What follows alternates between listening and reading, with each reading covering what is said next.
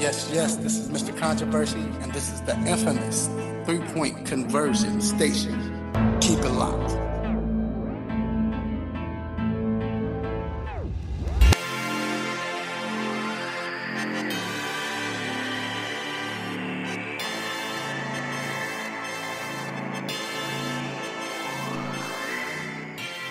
Yes, we are back inside the three-point conversion sports lounge, and I'm your host, Mr. Controversy.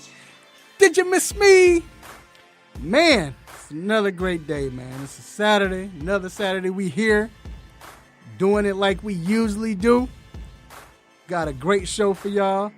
Like I always say, man, I hope everybody is safe and healthy right now, man. Blessings upon everyone, and y'all stay safe today, man. You know, it's a lot of people out there. They're gonna be celebrating, and the fact that they're gonna be celebrating, you know, people are gonna be drinking and stuff like that. So, you know, just be aware. But yeah, still, man, we bring y'all some sports, good news, entertainment.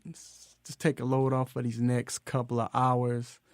I know everybody say they woke and they ready. They want to keep the momentum going and everything like that. It's cool, but sometimes it's good to rest. And right now, this is your chance just to chill, relax, and enjoy. But once again, I'm Mr. Controversy, your host of the Three-Point Conversion Sports Lounge, and I got my guy behind the glass, my man G. What up, G? Yo.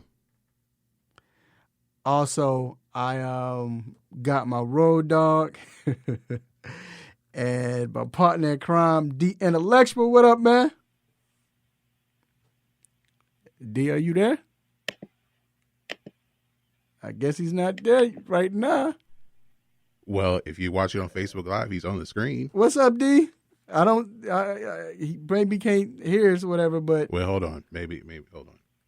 But as we get that together, man, we have a great show. There you go. What up, D? What up? How you feeling, man? I'm good. How about you, brothers? How y'all doing this beautiful Saturday morning? I'm good, bro. I know you talk about Black Lives Matter and all that, bro, but you definitely black today. You know it. I can't see nothing, dog. Like you don't see me? No, I see a black shadow. No, you good though, man. As long as you there, man. You celebrating today? What? Anything? Oh no, we good. We just glad to be alive. That's about it, man. But hey, for everyone else, we got a great show. We have I don't know what that is. I hear a little feedback, bro. But we have a great show ahead of you all. We have, of course, we're talking about what's going on with the Redskins, Washington Redskins. I'm going to say that because that's their name right now, but I'm saying it because everything that's came out with, with Nike and everything else, that's been crazy. Got to talk about that. How it's going to affect them from here on out. How much time will they have? You know, that's a big question. Also, we're talking about my man Makur Maker. Is that Thon's brother? His cousin. Cousin? Okay. So, you know, he's the top center prospect. And it's like, you know, the fact that he signed with Howard University. Huge, man. That's going to be huge. Also, we got the second bubble. What y'all think about the second bubble, man? It's crazy. We're going to get into that. Talk about what that means. Also, we're, you know, with the NBA that came out with a gesture with the Black Lives Matter, and then they came out with then the NFL did what they did with Hold on, yeah. All right, I'm sorry, we having technical difficulties. But with NFL came out with the lift every voice and sing, I mean, we'll get into that. But we're going to talk about how, I guess, sports is trying to appease the Black Lives Matter, that and everything. So we'll get into that. That's going to be crazy. We got What If, Stop It, What's on My Mind. So make sure you let your family and friends know you can listen to the show live on 1100 AM WWWE The Real. Also, we're on iHeartRadio. We're on TuneIn Radio, the 3 Point Conversion Facebook page, as you see. And, hey, man, it's time to get to these quick hits. Let's get it.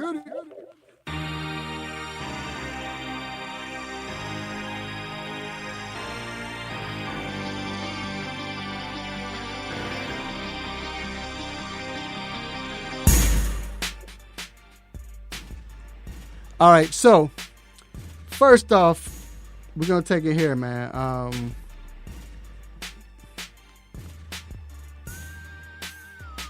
I gotta say, let me point this out before we start. G, hold on. I want to give a big shout out. It's a lot of people doing a lot of big things right now, and where we at? My guy from Texas, the linebacker. DeMarvion Overshown.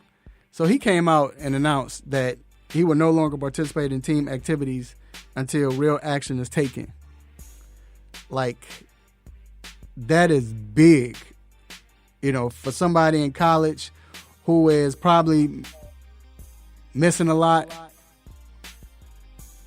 who might sacrifice a lot. I don't know if it's his scholarship or whatever, but just the simple fact that he's saying that he's not going to participate in the state of Texas, that's kind of big. And I don't know what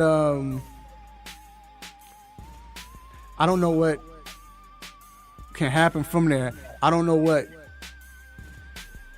or who was in his corner when he came up with this. But just for the simple fact that,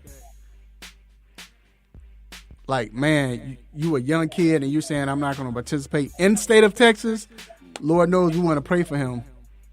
But, that's big ups to my man. You know what I'm saying? That's big things, man. That's good. I'm definitely with him. I'm definitely with him. Moving on. Okay. One of the proposed dates for the third fight in the trilogy between heavyweight champion Tyson Fury and Deontay Wilder is December 19th. According to top-ranked president Todd DeBoff. Am I saying that correctly, G? We don't know. Promoter Bob Arum also stated a potential size for the fight could be Allegiant Stadium in Las Vegas. It's not clear whether a live audience will be present. You got to have a live audience for that fight. I mean, you can't. I understand what's going on, but for that fight, that's not going to seem right with nobody there. How much money they gonna lose? What's the person? I guess. Go ahead. I mean, people were still watching on paper, but they were not nowhere near the amount, right? No, I agree. No fan. We're about to do this. D, go ahead and call in the station. Just call in the station, all right? Because it's an echo. Stay on camera. Stay on camera, but call in the station. Moving on. Indiana Pacers guard Victor Oladipo will not play for the team for the NBA restart in Orlando. Oladipo is sitting out, but he would travel to Orlando with the team to continue his rehab there. He had been hesitant to commit to joining the Pacers in Orlando because of the risk of re-injuring his quadriceps tendon. He averaged 13.8, 3.2, and 3 assists in his 13 games this season. Nah, I get it, but I understand you want to be there for your team, but come on, Victor. That's kind of risky, bruh. Yeah, I think it's Well, he'll still get paid if he goes to Orlando to do the rehab. So, the players who have opted out of playing, they said they won't get paid, but he'll get paid if he goes. Oh, okay. So that makes sense. Well, I guess if that's the case, I guess I would definitely go too. But still, it's still kind of risky, man. Like, because if you're not going to go, so I guess you're making a decision. I don't know how much he makes, but you're talking about millions. Or should I stay home? I could risk getting sick. But, hey, what's my man in Utah, the center? I can't think of his name right now. Rudy Gobert. Yeah, Rudy, okay. So, so maybe you can bounce back. So is he thinking, hey, I might get sick, but it's a good possibility I might bounce back for some millions? Or should I just not risk all that? Man, Oladipo get paid even if he go. He don't even have to hoop. He'll be all right. Yeah, I just think he should just stay, man. But like you said, G said, I mean, he getting paid, so I guess that's what he, but you see, it's a lot of people continuously, dropping out, not going, man. Right. So, yeah, I'm just shocked at that. But moving on, the Cleveland Indians will determine the best path forward regarding their team name amid renewed calls for racial equality and social justice. The team announced in a club statement, "Our organization fully recognizes our team name is among the most visible ways in which we connect with the community. Cleveland Major League's team has been known as the Indians since 1915, and in 2018 they removed the Chief Wahoo logo from their game jerseys and caps. But merchandise with the logo is still sold at Progressive Field and other team shops in Northeast Ohio." Let me ask you this, D. So, after this happens with Washington, the fact that the Cleveland Indians are coming out and saying they're thinking about changing it, that's a great step forward. What about these other teams? Like, because you don't hear much about people talking about the Atlanta Braves. But I think that is kind of an offensive one too, right? That's what I would think. Yeah, I was thinking it was because I was reading something this morning where some name changes would be options for the Redskins, and one of the things that they said the Braves, they were kind of like, that's kind of a touchy situation also. I mean, the Indians, I would personally ask a Native American how that, makes them feel, maybe because they don't want to be called Indians, right? Right. So I can definitely understand that. It is great that Cleveland is being proactive as it to reactive. However, the homie Bahami, right? He had that shirt on years ago, and that should have been a talking point at that time right there. Right. No, I tried to find that shirt. That shirt was hard. everything. I tried to get that shirt too. That shirt was hard. Moving on. Tight end David Njoku has asked the Cleveland Browns to trade him before training camp, per his agent, Drew Rosenhaus. The Browns announced in April that they would pick up Njoku's fifth-year option worth $6.4 million. They had already signed Pro Bowl tight end Austin Hooper and Harrison Bryant in the fourth round of the 2020 draft. Njoku only played 3 games last season after suffering a concussion and a broken wrist. Yeah, any good fits you see? Yeah, I mean, it's a number of places he could go. I mean, we know the Bears have 11 on their roster, but, we got Jimmy Graham. We also got that rookie, so I'm not going to say that the Bears would be the best fit because we definitely try to create the rookie and give him an opportunity. Right. But I'm not sure that he couldn't work in Cleveland. I mean, lining up him and Hooper, 2 tight ends at the same time, I don't think that would be bad. And to spend a 4th-round pick on a tight end, that's not necessarily a win, you know what I mean? That don't mean the right. tight end is going to pan out in the 4th round. But I can understand why you feel like that after all that money they paid Hooper. He knows he's going to get the most of the snaps. But what if they run with a lot of 2 tight end sets? That may be something different. You remember Hernandez and Gronkowski? They were monsters in that 2 tight end set. And the coach Stefanski said that he wants to use the tight ends more in the offense. So. Right. Njoku would be a fit. He would get his touches or whatever. So the opportunity's there. It's probably and you played 3 games last year, dude. Like kind of, Right. It's probably because it's more. Somebody probably need to get in his corner and tell him, like, look, like you said, calm down. He probably saw that. Probably his uncle, Uncle Scooter probably talked to him like, look, man, you better than him. They how that white boy and you know. So, Njoku in his feelings right now.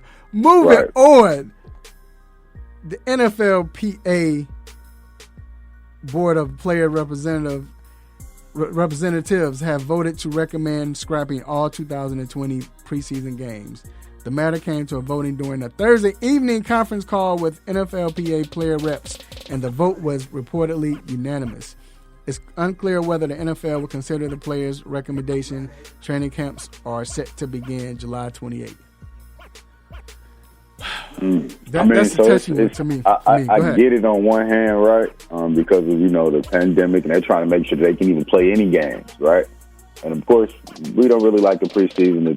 They've been trying to scrape the preseason for a minute. However, it's something you told me when you was talking about it. That's the opportunity that some of those players that didn't get drafted or are fighting for a roster spot. You know how many stars have turned into stars just from fighting for a roster spot in the preseason game? So I kind of do want a couple, because you never know the diamond in the rough or the opportunity you taking off somebody else's plate. It's going to be difficult for those guys, and even like those 6th, 7th round guys, because they don't always make it either. It's going to be tough for them to show what they can do when you're just practicing and scrimmaging every day. So it's going to be hard for anybody this year. It might have to be next year to where any of those undrafted guys get a better chance to make the team and get game action. Right. Well, it's cool because they're not going to play anyway. So. But right. And I was considering if they do, on the small chance that they do end up playing. Right. These owners, I don't think the owners are going to say, okay, yeah, we're going to scrap the whole preseason.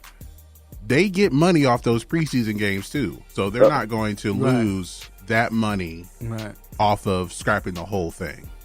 So there'll probably still be 2 games played. Right. All right, man. We're going to take a quick break. That wraps up Quick Hits. We about to get to the nitty gritty. Keep it locked.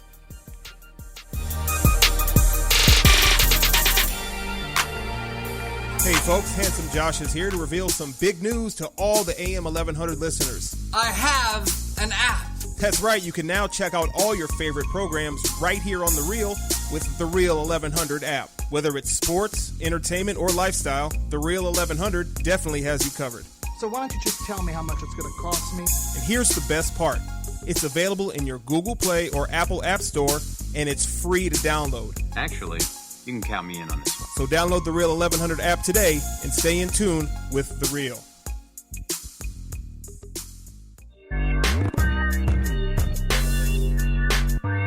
Yo, this is Champ Bailey, 2019 Pro Football Hall of Famer. I just want to give a shout out to my boys at 3 Point Conversion Radio. There it is.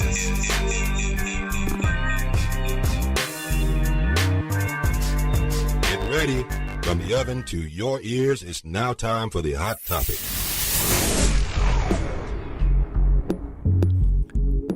Yes, we are back inside the 3 Point Conversion Sports Lounge.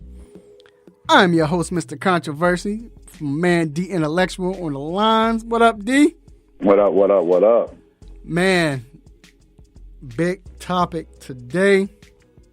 So for the last few days, I feel like an old person now. Like these young kids say, it's been lit. No, I'm just playing. But man, lit. Right, it's been crazy. So we first saw, I think this was Wednesday. Some investors came out. Approximately 87 investors came out, and they wrote a letter to PepsiCo, FedEx, and Nike, the major sponsors for the Washington Redskins, and they came out and said, "Hey, we need y'all to put pressure on Washington to change that name. They're worth. It was like $620 billion, I think. As far as investors they were talking about, right? Then FedEx came out on Thursday morning and was like, y'all need to change the name or we're pretty much done. We're removing our name from the stadium. Okay, that was huge in itself, like, whoa. And, like your trainer would tell you, watch for that hook, right? You know what I'm saying? Listen to your corner, watch for the hook, and next thing you know, that hook came like Mike Tyson when Nike came and removed all of the Washington Redskins, all their paraphernalia, everything off their website store. Nothing. You get there, it says nothing. So they came out. Dan Snyder made a statement about everything that's going on, and he actually said this process allows the team to take into account not only the proud tradition and history of the franchise, but also input from our alumni. The organization sponsors the National Football League and the local community. It is proud to represent on and off the field. Now, remember, end quote. Remember, what was it, about 3-4 years ago? I don't remember how long ago. And Dan Snyder was like, basically, F y'all, I'm not changing this. This is my team. Like, that's what he said. Like, right. This is my team. Yeah, I'm not changing it. Then, of course, this came out, FedEx, Nike, and all of this stuff came out. So quickly changed it, changed his tune. So, D, first of all, your reactions on Nike and FedEx putting the pressure on them. I mean, it's huge, right? But it also goes to what Nike has been doing during this whole social, injustice campaign, right? Like starting even with Cap a few years ago, they've been trying to be the forefront and trying to do certain things. So it's putting them up and telling them, hey, man, like, we tired of trying to give you the opportunity. This is what has to happen, or we're going to pull our – they don't even have jerseys to play in. Right. Like, you know what I mean? FedEx not playing with them, and it's so bad to the point where they won't have nowhere to play football. Right. See, and I'm guilty of it. I was about to make it's probably not the right time. Just put it like this: they're probably gonna have bootleg jerseys. I know. We some bootleg jerseys. Leave it like that. They already. Maybe they can get like some temporary contract with Mikey. Under Armour. Mikey. Instead of a Nike check, it's an actual like a check. Right. But then you probably couldn't wear it because you probably have to have Nike jersey on to even play. Right, and that's the thing is how is that going to vote with the NFL? And there's so many like uniform like regulations, like as far as you got to wear certain color socks. Or you can only wear certain colors on your shoes, and if you're going to change your name or the uniform, you have to do it like 3 years in advance. That's why it took so long for like the Rams to have new uniforms because they had to wait 3 years once they put in their request to do it. So once the Washington does it, then it might be 3 years before we see their new uniforms or a name change. Or if Goodell signs off on, okay, yeah, you guys can do that now. But I don't think they're going to have a new name and new uniforms in the next 2 months. Right. Yeah. But go ahead. I think that the way that they own their back now, it may have to happen like this season. But like you said, G, how does that happen, right? How does it happen that fast? Because it's almost as if that's how they're trying to say, like, it needs to happen now. Is that even possible? It can't be because the stadium got the logo, the name all over the stadium, locker. I mean, everywhere. Like, it can't. They can get rid of that quick. You know how quick they done got rid of player stuff that the players he be going in 35 minutes. But it's crazy. Like, when I saw it, I was shocked. I couldn't believe it, just for the simple fact that, like, shout out to Derek Branch in the chat room. Like Derek Branch said, it took 10 years. It's is messed up that the Vets could have did this 10 years ago. Right, you're right. But right now, everything was on pause. Like we've been saying, they get to see everything that's happening. Stuff is not taking your mind off of these certain issues. So now people feel the pressure, or they just thinking right now. I don't know. But either or, it happened. The fact that Nike, like with FedEx saying that, it was a shock, but okay, you know what I'm saying? Like, do we really know if FedEx was going to do that for real? I'm not saying they're not, but we didn't know that. So that was shocking already. But for Nike, the Nike not to give a warning, at least they gave a warning to them not to put nothing out and just. It wasn't like Nike was like, all right, we're going to give y'all to 3 o'clock, 3:35. No. I went to the site, was like, oh, snap, you know. Yeah, so you just talked about it. How long do you think they have to make this change? Like, how do they judge that? Because like we said, I know you made the joke about they could do it in 35 minutes, but it's a lot of stuff in that stadium. Because right now it's the name. I don't know if the logo has been, I'm pretty sure that's going to happen soon, but I don't know if they're worried about the logo right now. It's more versus the name. I think they're what the pressure is being implied about is the brand as a whole. That includes the name and the logo, just because of. I mean, some people say the logo is considered offensive, because it's correlated with the name. Yeah. So it's everything. So it has to be a complete name change.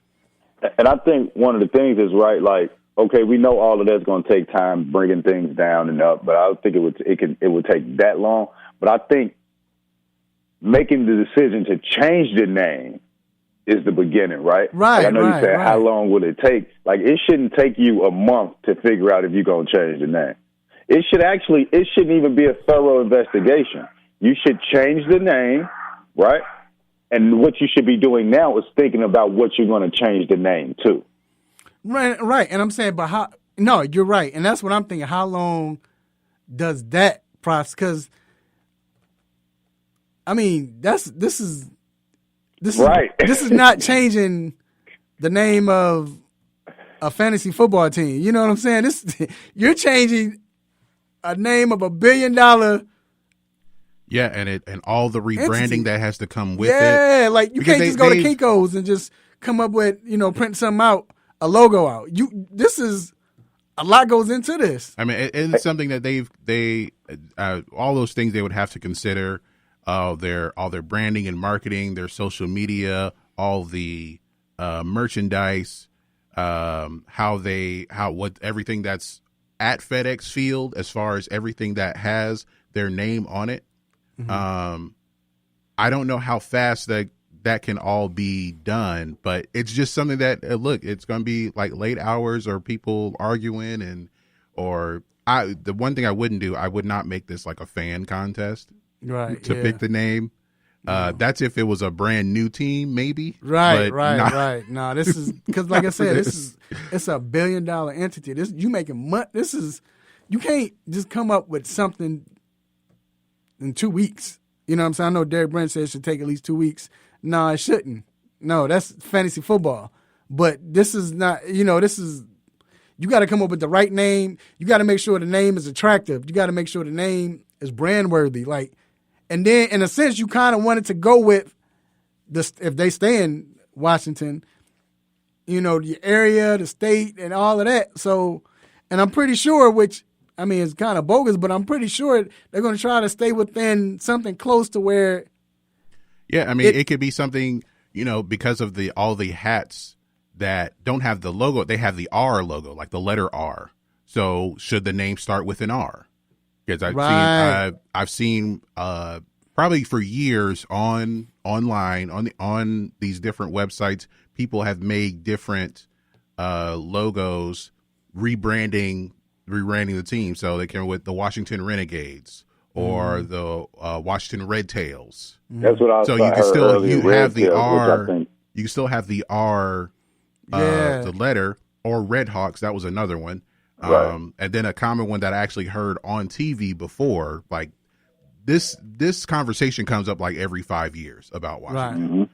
So 5 years ago, someone said, well, they could be the Washington Warriors because it sounded better, but it's going to take time for everyone to come to some kind of agreement within the organization. It's going to be longer than 2 weeks. So let me ask y'all this. Because now we know it's been some dumb comments, idiotic comments by some Redskins fans, right? Stupid comments. And not all Redskins fans, but dumb comments. Like, it's been some. But at the same time, D, we talked about this yesterday. Do you, just the fans now, we're not talking, but talking about the team, do you empathize? Are you able to empathize with the fans right now? Yeah, and as we spoke about it, right? Like, to an extent, right? Mm-hmm. Like, if they were to say we changing the name of the Chicago Bears or the Chicago Bulls or the Chicago Cubs, any Chicago team, right? Mm-hmm. First off, we're going to be like, wow, we don't want that done, right? But then after we go back and sit and think about what it's being done for, because it's offensive and things like that, then we'll say a different tune. Now, we deep down may not really want that to change, right. But that's not something that you can go argue with nobody on social media about. You don't have an argument to stand on because you're comfortable with it, because you're used to saying the Redskins or whatever the name can be. That's not a good enough reason for you to argue to not have it changed. Now, change is hard. We all know that. But that's one of the things about change is that it is hard. And if a whole nationality is offended by this, it's red skin. That's offensive. So that's just something that you have to take as a fan. But I can't empathize and I can understand where they're coming from. Because I'm trying to think of what's a team name that, because even I'm not even gonna lie. Even with this name right here, like, they need to change it. But it's going to be weird not calling them that. What's another team you think is like that? Like, to me, the Dallas Cowboys. Like, I couldn't see the Dallas Cowboys having another name. Like, that would that would seem weird. I just got asked a question, like, would the Super Bowl champ Chiefs be considered just as offensive? Shout out to Lowe for asking that question. And my response to it, I don't think that the Chiefs are offensive, right? Because it's actually a chief of the Indians, which tribes had chiefs. So that's not as offensive, I would take, as the Redskins. Right. I mean, honestly, I still kind of on the fence. You don't know now, right? Like, like, I don't know about I don't know what to do. If they say it's offensive, then it's offensive. But they haven't said anything about it then. And I'm gonna leave it. We're gonna leave it right there. We gotta go. But if this isn't the time where these black athletes and minority athletes, whatever, especially the black athletes, if you don't see what's going on, if you don't take this momentum and run with this, how many of us, chat room, people in the radio listening, everybody, how many of us thought this would have happened, had this happening? Never. Especially when Dan Snyder threw up the bird. So we never thought this would happen. Now this is happening because of everything, this social injustice, George Floyd, Breonna Taylor, all of them. Meanwhile, them cops still need to get arrested. Let's not take our focus off Breonna Taylor and what happened with them cops, and that they need to be arrested. But either or, we need to keep this momentum going, because now, if they're doing that, you can get other sponsors because I guess they feel bad, or I don't know why, but whatever the reason why, this need to be jumped on. And you're talking about black coaches, black management, or whatever you feel, we need to keep it going. But we're gonna take a quick break. We will be back with some good news. Don't go anywhere. Keep it locked.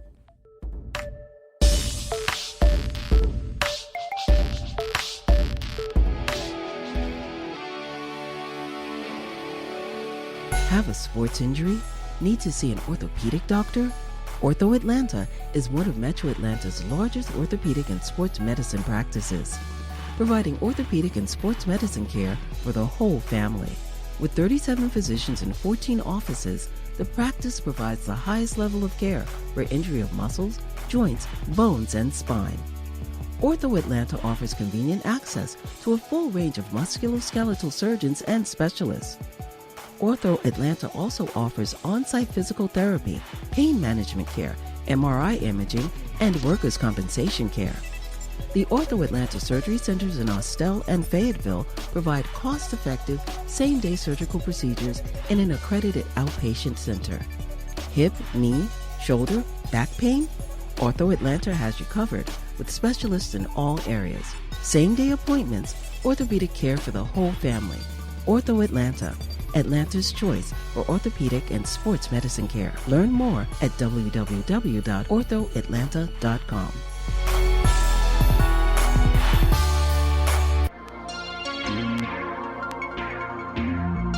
What's up? This is Gilbert Arenas, Agent Zero of the Enemies, rocking with the 3-Point Conversion Radio. Y'all tune in. Holla at your boy.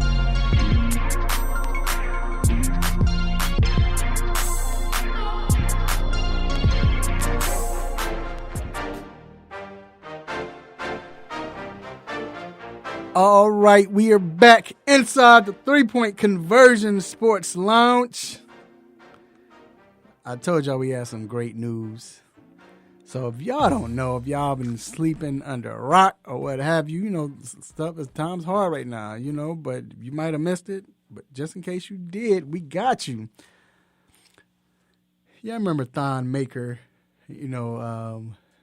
better known for the rendition of Karate Kid when he did a movie.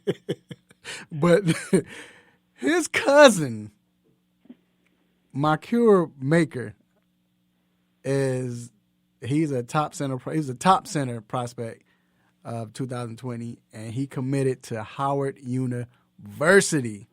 Yes. Good news. Great news. Man. I just start off with this. How huge is this, D? It's huge. The top center prospect decided to go to an HBCU. We already were talking about it when Mikey Williams put it up a couple months ago, or a month or so ago, about him possibly going to an HBCU. He wanted to do something different, and Makur comes out and do it. And that's good, man. Imagine what he can do for the university, man. They already been struggling with federal funding and things like that, and their alumni isn't as big as some of these other schools. But imagine if the alumni started becoming the best basketball players in the world. Yeah. And it would have been huge if we just got like a 4-star to go there. You know what I'm saying? Right. It's the top center. But now go ahead. He probably gonna average 40 and 25. Which even makes it even better. Because you know now since he's the first, everybody, ESPN and all the 3-point conversion, everybody will be covering them, be trying to get credentials and covering them. And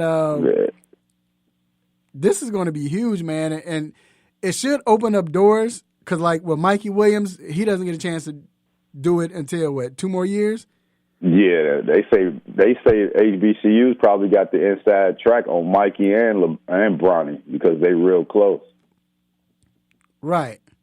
So the fact that this is going to happen, I mean, it will start bringing other. I can't see why it wouldn't. Especially, here's the key. Say if he's the only one to do it this year. Here's the key, which he should, because like you say, he's scoring 45 and 20 with 8 assists. If he messes around and becomes a lottery pick, I don't see why you wouldn't see more players go to HBCU schools. Mm-hmm. Like, why wouldn't they?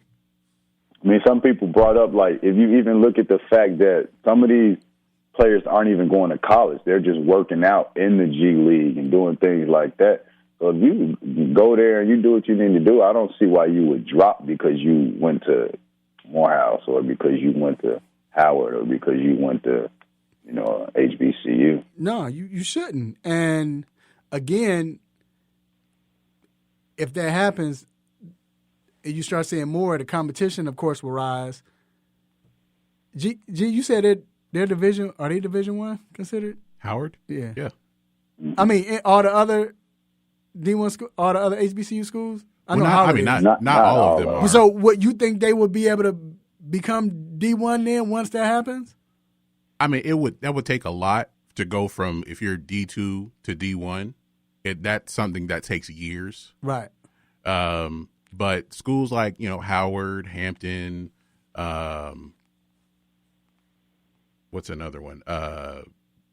Florida A&M, Bethune-Cookman. Those are D1 schools. But schools like Morehouse, yeah, I can't see it like Morehouse. Is not. Right. Morehouse is Division II.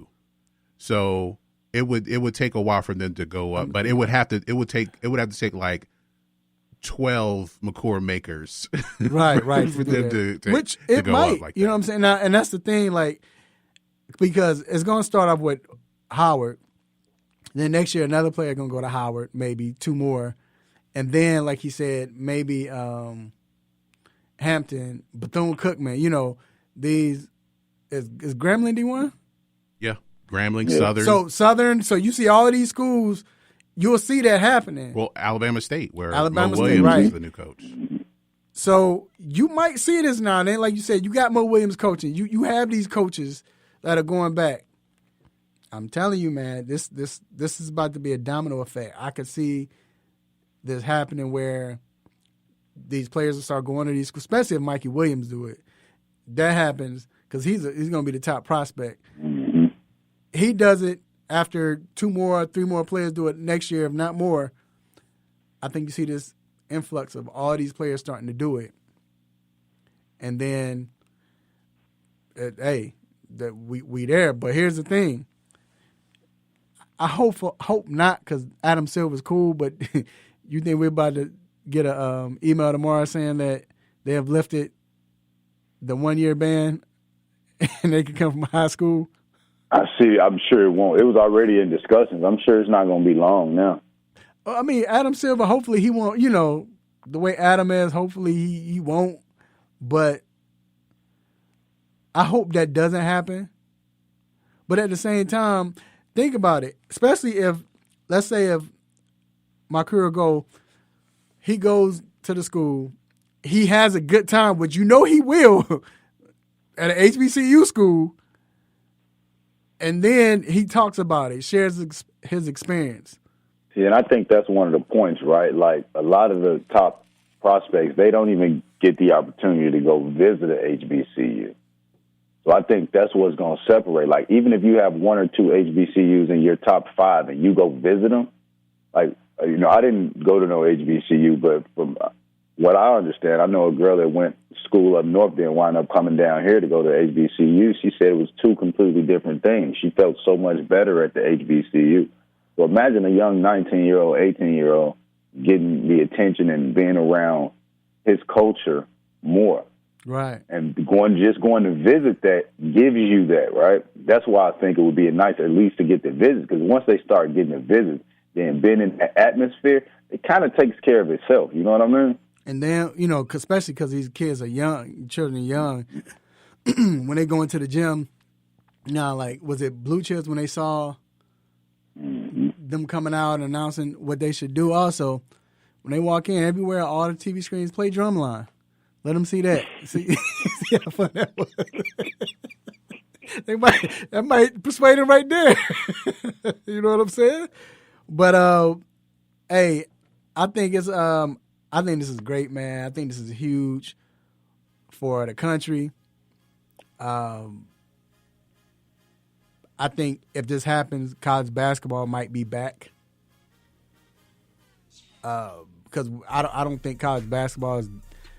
I mean, it's not like it used to be, Well, and it might not be because players still might be leaving to go, but at the same time, now, like we stated, you might not just see the top prospect going. Right. It might be 4 stars, 3 stars. They can't even get that. So the 4 stars going 3 stars. So players that stay 3 years or 2 years that need development. You might see some black coaches, some former players go back to the HBCUs and start coaching again. And this is huge. This is huge. Money coming in. This is great. So, all right, we're going to take a quick break, and we'll be back with What If?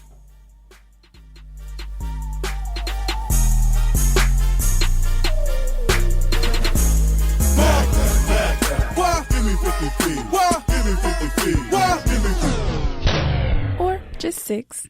The staff here at Real 1100 AM would like to encourage you to social distance yourselves. While you may feel disconnected, you can always connect with us at real1100.com. So remain at a safe distance. Call, text, or email a friend and tell them to join you at real1100.com.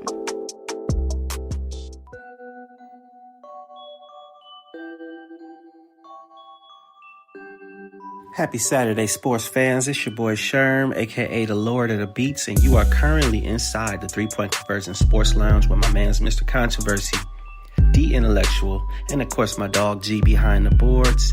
Cheers to the freaking weekend.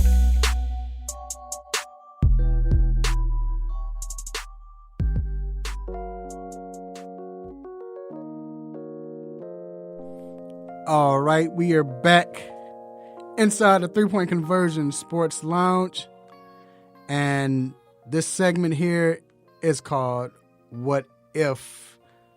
This is a segment where we will pick an athlete from any era, no matter who it is, get to sit down, talk to this person. It was like we're at a coffee table. Nobody in there but us. 5 questions we get to ask. No matter what it is, 5 questions we always want to ask. So it might be some questions, might be crazy, whatever. Just questions we always want to ask that they probably wouldn't answer, on television or on the record. So I'm gonna let D start first. Go ahead, man. Go with yours and your question. So today I'm asking Allen Iverson questions. Some of the questions may have been asked, but I just wanted to know myself. One of the questions I would ask him, who was that one person that he had to guard that you knew it was going to be a long night? Like when you laced him up, put on your armband, you knew that you was going to have a tough night on the defensive end. Who was that one person that had you like that?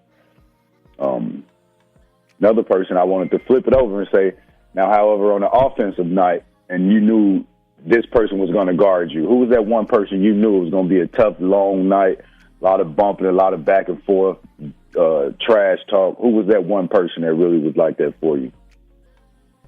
The next question I want to know, and, he say him and Ty Lue very cool and, everything like that. But I think that he said something to Ty when he stepped over him.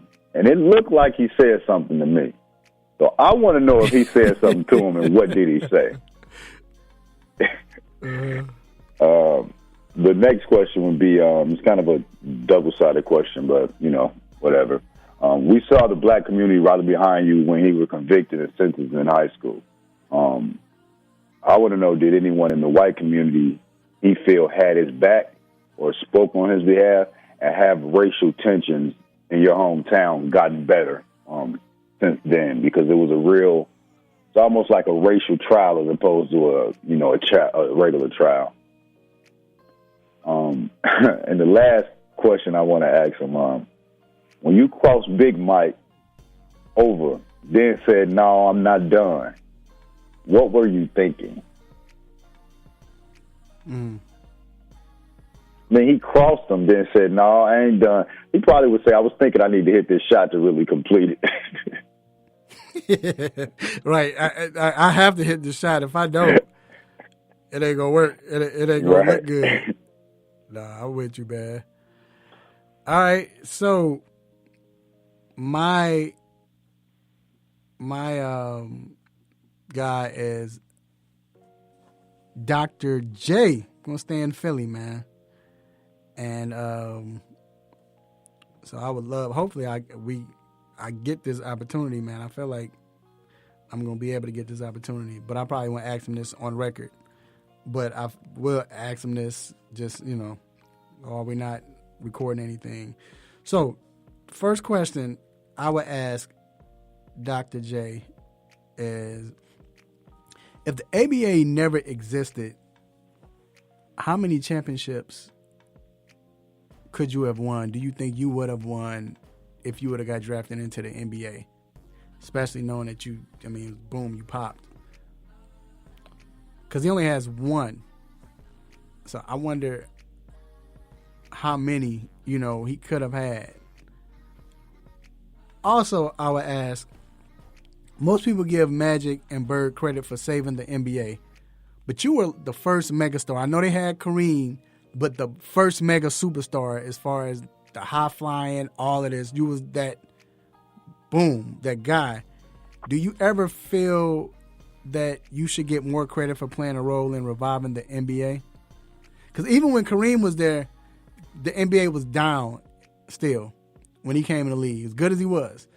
But you think about, everybody talk about Magic and Bird, but when Dr. J came in, that's when the league started coming up. Because everybody talked about Dr. J. You heard these stories about him at Rucker Park and everything, and you saw him at ABA.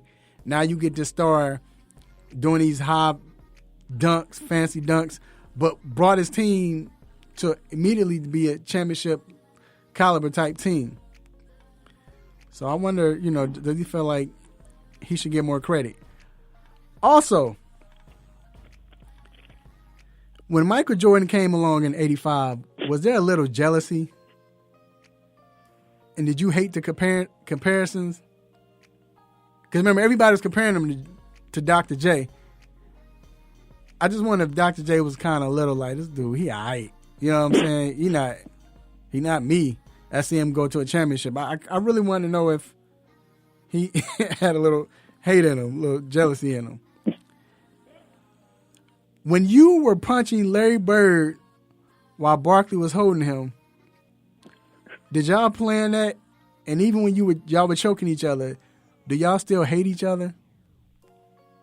Because I know y'all remember when Barkley keep talking about, I just tried to grab Bird. The way you were holding him and the way Doc, as soon as you held him, Doc was just firing off. Like, y'all practiced that the night before. That's what we gonna do. Right. Line him up. No, hold him like this. Have his nose to, he got a big nose. Yeah. But I wonder if they still hate each other because they went at it. And then last question, Jay. You know what? I'm gonna change this question, G. I know we got the Jerry West. He came out and said that the Bulls in '96, they were watered down. Well, I guess I sent that to you. I hope I did, but if not, I'm sorry. But he was saying that the Bulls team was that NBA season was watered down. The NBA was watered down when the Bulls won 72 games, 10 and lost 10. He said that for game one, going to game one of the finals. Did jealousy have something to do with that? Because it's only like, five? It was only like 5 teams were good when you were playing, when he was playing. I mean, that's it. So it wasn't like, you know what I'm saying? Like, you just had 4 powerful teams.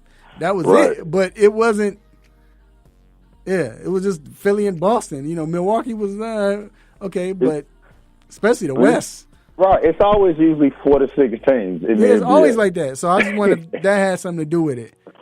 And those are my questions for Dr. J. All right. The person that I would want to talk to, I mean, technically he was an athlete, but he's probably known more as being a coach. And that would be John Thompson, the Hall of Fame coach from Georgetown. And one of the first things I would ask him is that I think a lot of people don't know he played in the NBA. He only played for 2 years, but he won 2 championships because he played for the Celtics. Right. But backing up Bill Russell and playing for Red Auerbach, what kind of influence did that have on his coach? And there's probably more influence, source, at least some kind of influence from Bill Russell, just from being a prominent black figure in America, as Georgetown got more notoriety, the program that is. So I'd ask him about that. I would ask him about setting the standard for his team without, as he would say, asking permission. He would do a lot of things to protect his team from the media, as far as, if someone had a tape recorder asking his players questions, they would want the tape to review it to make sure what they could use and what they couldn't use in the different articles. So he really went far to protect his team, and he had complete control over the program. But it kind of it scared journalists and reporters because of he's 6'10", and like he could be very intimidating. So why does he think it's? Well, I want to get his perspective on how the media looked at him and how, like, kind of his relationship with the media and what if he had any goals in that mind with that. I would ask him about the Rayful Edmond incident or conversation. For those who don't know, his two of his players, I think one of them was Alonzo Mourning, had were involved with Rayful Edmond, who people, if you don't know, he was one of the biggest drug lords in Washington, D.C., if not the country. And he called Rayful Edmond to his office and said, I want you to cease all relationships with my players. And the guy responds like, well, they're not doing anything illegal. And Thompson, the story is, he got up, he put his finger between his eyes and just cussed him out for about 5, maybe 10 minutes, saying to stay away from his players. I just want to get his perspective on that. I mean, I understand why he would want this guy to stay away from his players.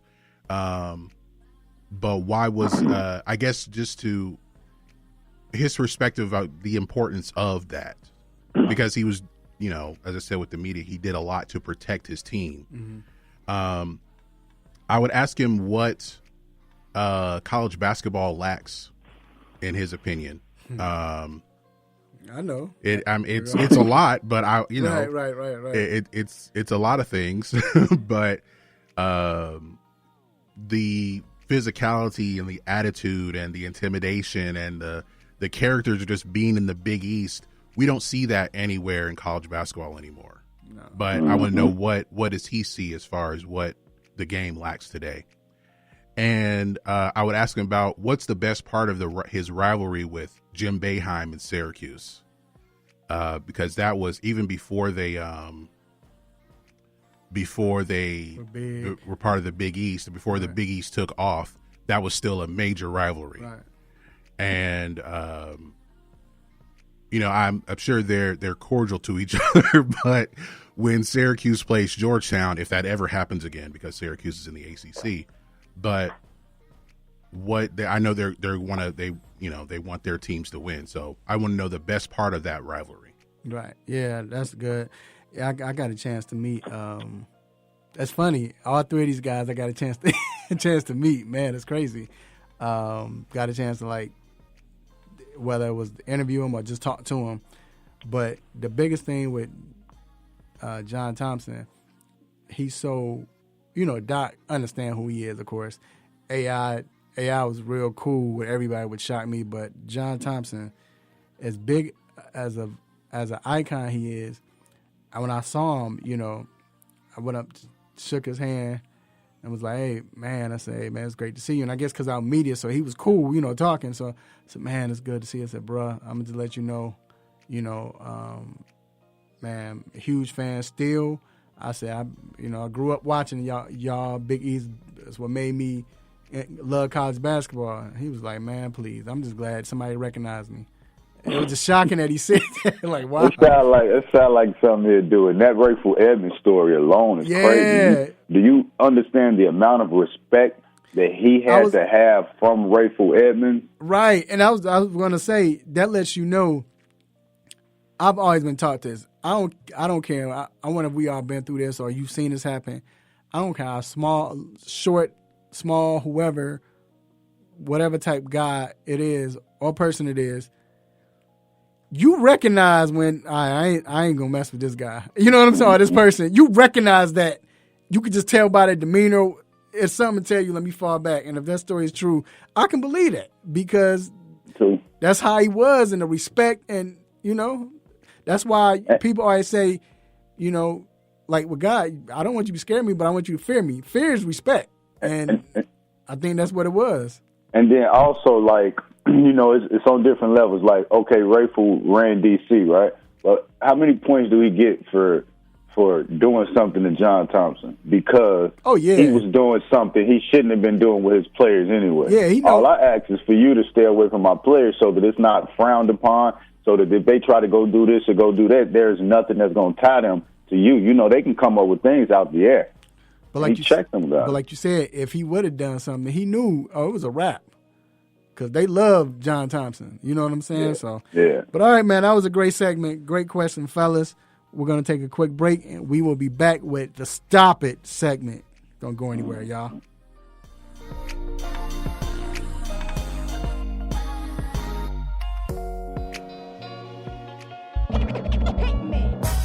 What's happening? It's your man Big T doing big things. Y'all know what it is. ATL Hawks official DJ and Rap City forever. You're checking out the 3-Point Conversion Radio. You dig?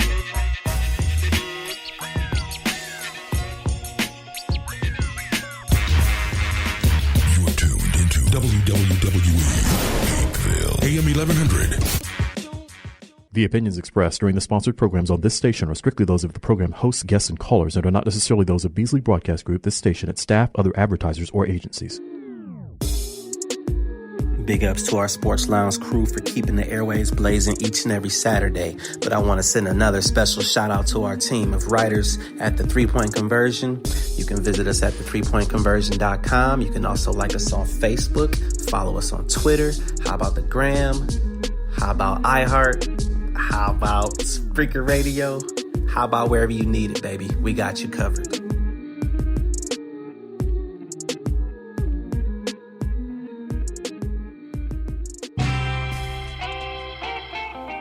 No mercy. Don't let up on him. Go hard on him, Mr. Controversy. Hit him with the stop it button.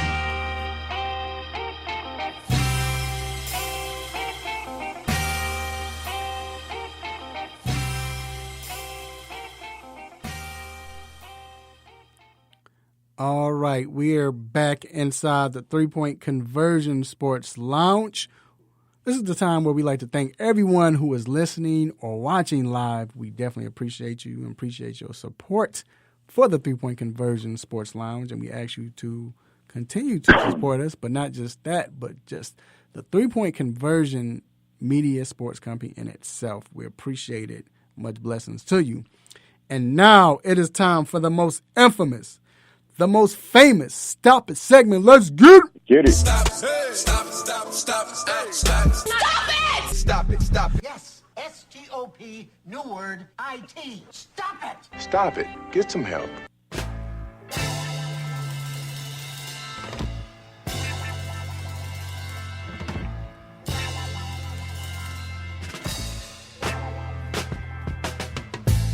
All right, D, it's on you, sir. What is your Stop It?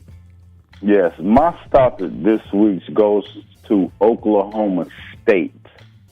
The reason I'm going with them today is because, Mike Gundy had got in trouble. He had that shirt on. Well, he really didn't get in trouble. Trouble came out and talked about, him not being okay with it. So he wore the shirt. So he got $1 million pay cut. I think his contract was taken from 5 years to 4 years instead of actually being fired. So I'm not sure what type of justice it really is because he's going to continue to be the guy that he's been. We've seen numerous things from him. But Oklahoma State got to get a stopper for that. I don't think that suffices, especially the climate that we're living in. And he's not even winning for them, so I don't even get that part. Stop it. Right. Like, yeah, I feel you. It's not like he Lincoln Riley or something, right? Right. Stop it. My stop it goes to Donald Trump. And correct me if I'm wrong, I don't know, but I mean, he just get to stop it anyway. Stop it. Well, I could just leave it like that. Like, all right, G, go ahead. Really could. But the reason for him getting to stop it is because everything that's been going on with the Black Lives Matter movement, anything with Cap, anything that came out, he has had everything to say, right? He has said everything. Sometimes he switched it up and tried to make it good, but either or, he always has something to say, mostly negative. Have y'all heard him say anything about his issue going on with the Washington Redskins? Of course not. Stop it. Be too much like, right. Yeah, I'm just saying. All right, mine goes to the states of New Jersey and Colorado because of their gaming commissions or organizations. They will be allowing betting on the Nathan's Famous Hot Dog Eating Contest this year. So today is July 4th. Today that's when the hot dog eating contest is normally held, and it will be televised on the 4-letter network today. They won't be in Coney Island as they normally are, but they will be in a private location. But for all the, I use this word a lot, all the degenerates out there who are desperate to make some cash, you can bet on the hot dog eating contest if you live in New Jersey or Colorado. But just for there to be gambling on this particular event. We miss sports. We miss sports. Everything is missing sports right now. The 4-letter network is running out of stuff. That's too easy. Y'all running out of stuff. That's not a good. That's too easy to lose your money. I ain't betting on nobody eating no dogs, man. Wait, is that one guy? He's not doing anymore. He's not doing anymore, is he? Joey Chestnut? Yeah. Yeah, he's in it. Oh, I'm betting on him then. You're not gonna win a whole lot. Right, but because he like you have over in odds, he probably the over. Right. Put it like this. This is what they got.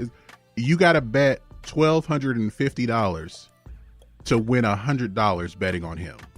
I bet on the other dude. $100 on the other dude. Sure, we might as well do the what everybody doing now, the $1,200 and get $50 million back. But anyway, stop. Yeah. Real quick, another stop. It goes to Derek Carr. This from Vincent Jackson, the fantasy guru. David Carr said that Lamar Jackson will lead the NFL in rushing touchdowns. What? Stop it. That's what he said. Oh man, David Carr that used to play for the Texans. Said that Lamar Jackson's gonna he's gonna lead the league in rushing touchdowns this year. All them sacks that he had taken over the years, right? Must have taken a toll on him. I know, right? All right, y'all. That concludes the Stop It segment. We're gonna take a quick break, and we'll be back with more of the show. Keep it locked.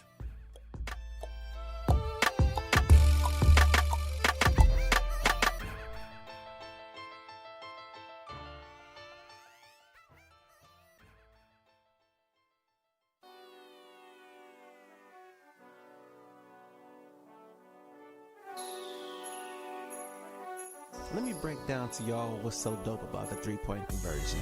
First of all, everybody is a fan of the game first. Second of all, everybody is a student of the game second. And third of all, we're the average sports fan just like everybody else. We're not coming in here, walking with our nose tipped high, acting snooty, acting brand new. This is a grassroots organization. Bar none. The three-point conversion, where fans' opinions matter. Be sure to visit the website www.the3pointconversion.com. Get your fix, get your articles, multimedia, and everything else that you, as a sports fan, need So again, the 3pointconversion.com. It's where it's at, man, where fans' opinions matter.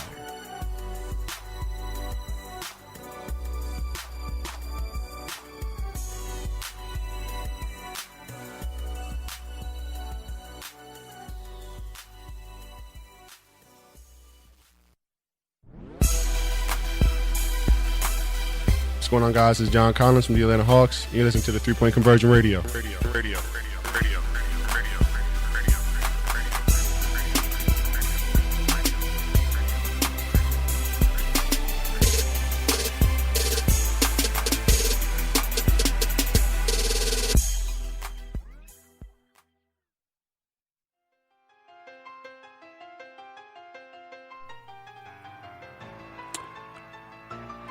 All right, we are back inside the 3-Point Conversion Sports Lounge. And I know y'all hear that music. So, last week we had conference final championship or conference finals game, however you want to say it. And it was between Big Google and Danny Thompson. This is close, man. The winner went to Danny Thompson.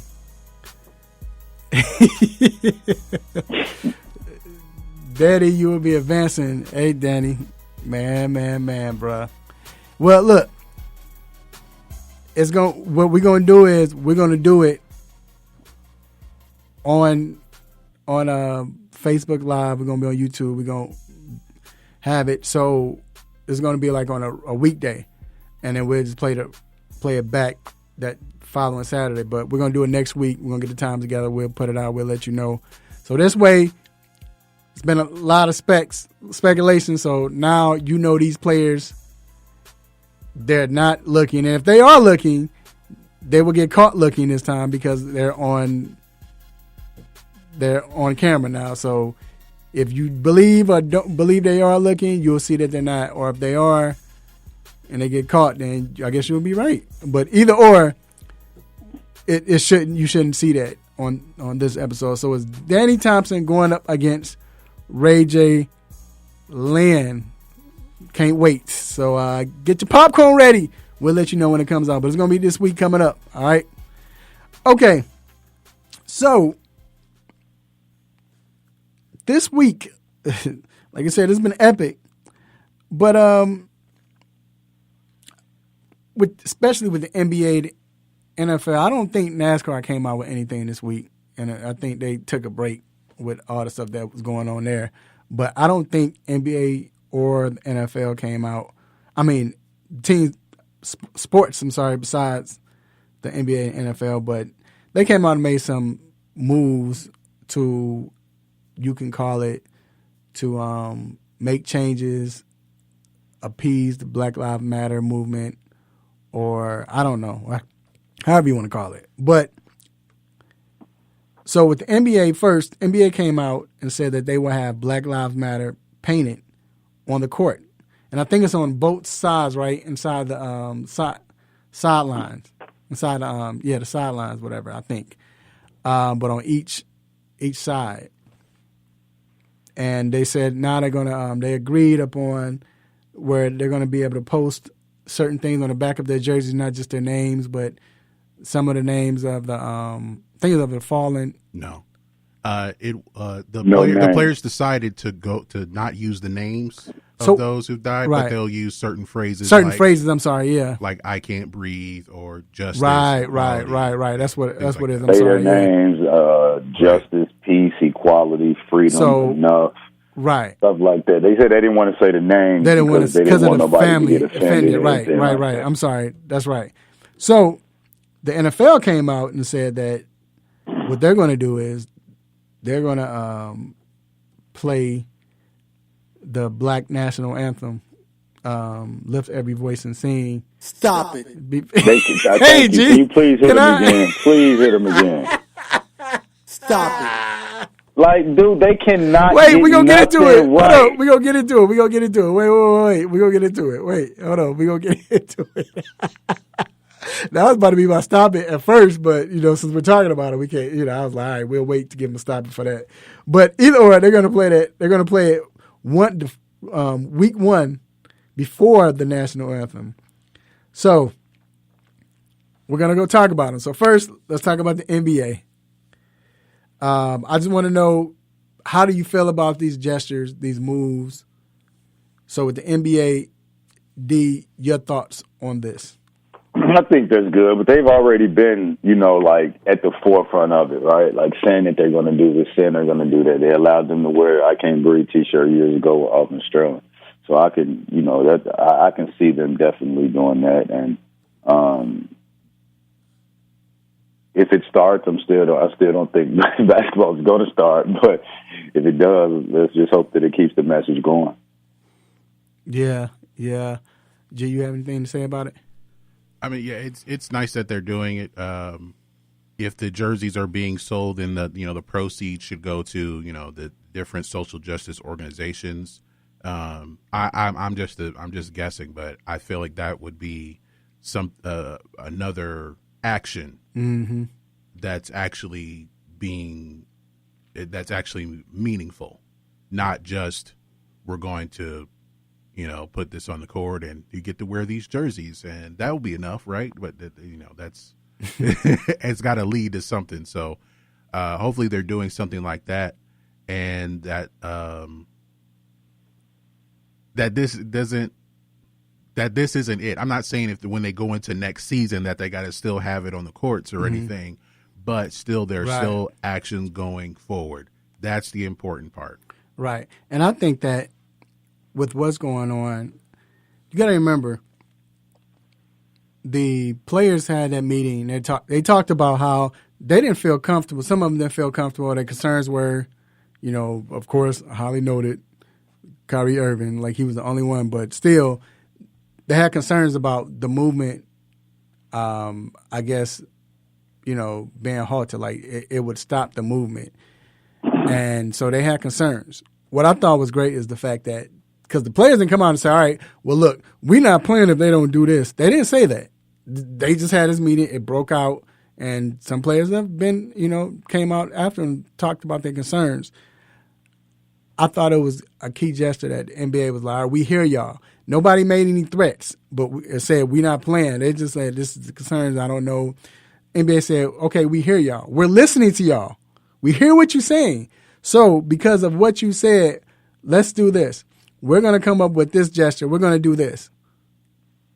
I think that's what a league should do with their players, right? I think that's great. But not only that, someone told me, they were like, well, the league, they probably could have been losing some money because if they wouldn't have played. But again, nobody said they weren't going to play. Nobody came out and was like, I'm not playing because of this. If they don't change, nobody said that. So the league came out with this. But the fact that they would be risking a lot if they don't.